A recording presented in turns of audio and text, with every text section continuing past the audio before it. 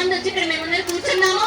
మీరు మా యొక్క తక్కువలన్నీ తీర్చాలని మీరు ఏదైతే తీర్చాలనుకుంటున్నారో వాటిని మాకు మీరు ఒక పేపర్ మీద మాకు ఇచ్చి మాకు ఒక భరోసాని కల్పించి మమ్మల్ని ఈ ఉద్యోగంలోనే రూరల్ మేము ఎన్నో కార్పొరేట్ హాస్పిటల్లో కావచ్చు, గవర్నమెంట్ హాస్పిటల్లో స్టాఫ్ నర్సెస్ గా కావచ్చు, అందరూ ఉద్యోగాలు చేస్తూ వాటిని రిజైన్ చేసి రూరల్ లో మారుమూల ప్రాంతాల్లో ఎవరైతే ఉన్నారో వాళ్ళ యొక్క అనారోగ్య స్థితిని ముందుగానే గుర్తించి హై రిస్క్ కి వెళ్లకుండా వాళ్ళని రెఫరల్ సిస్టమ్ తో ఫాలో అప్ చేస్తూ ఈవెన్ ఆల్ వర్క్స్ ఎవరైతే ఏ వర్క్ చేయకుండా ఉన్నారో అన్ని వర్క్స్ సిహెచ్ వల్లే చేయాలి అని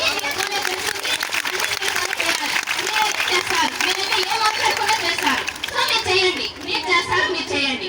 ఈవెన్ ఇప్పుడు ధర్నాలో ఉన్నా కూడా మీ వర్క్స్ చేయకపోతే చేయకపోయారు, మా వర్క్స్ చేయండి. అదేం రిఫ్లెక్ట్ అవ్వదు కదా, మీరు చేయండి అని చాలా ప్రెజర్స్ ఉన్నాయి, ఒత్తిళ్ళు ఉన్నాయి. ఎఫ్ఆర్ఎస్ చేస్తున్నారు మిడిల్ డేస్ లో. ఎందుకు వేస్తున్నారు ఎఫ్ఆర్ఎస్ వేయకండి. ఈవెన్ మీరు ఎఫ్ఆర్ఎస్ వేస్తే మా వర్క్స్ అనే చేయండి, మీ వర్క్స్ చేయకపోతే పోయారు, మా వర్క్స్ చేయండి అని చాలా ప్రెజర్స్ కూడా ఉన్నాయి. ఇవన్నిటినీ మేము అధిగమిస్తూ ఇక్కడికి వచ్చాము.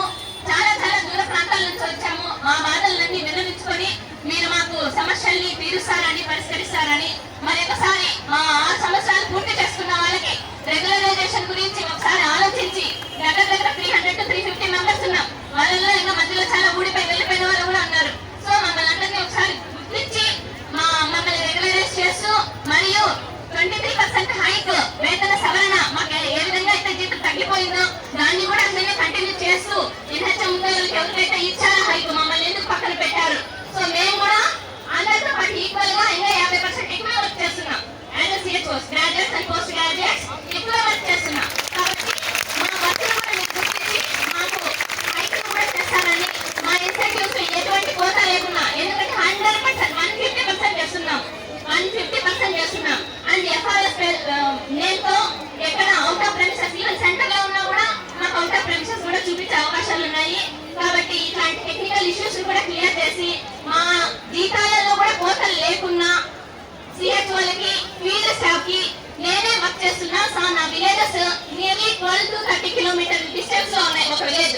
నేను ఆ విలేజ్ కి వెళ్ళి సర్వే చేసుకొని మళ్ళీ నా పర్టికులర్ ప్లేస్ వచ్చి ఎఫ్ఆర్ఎస్ వేయాలంటే దానికి ట్రాన్స్పోర్టేషన్ ఖర్చులు ఎవరిస్తారు, తర్వాత టైం సేవ్, ఎండలో తిరిగి చేస్తున్నాము.